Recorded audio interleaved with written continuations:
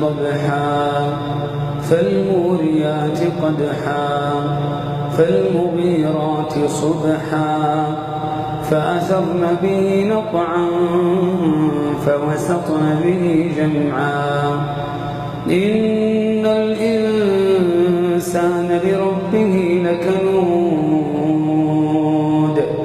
وإنه على ذلك لشهيد وإنه لحب الخير لشديد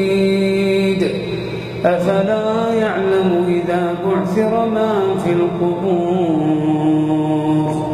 وحصل ما في الصدور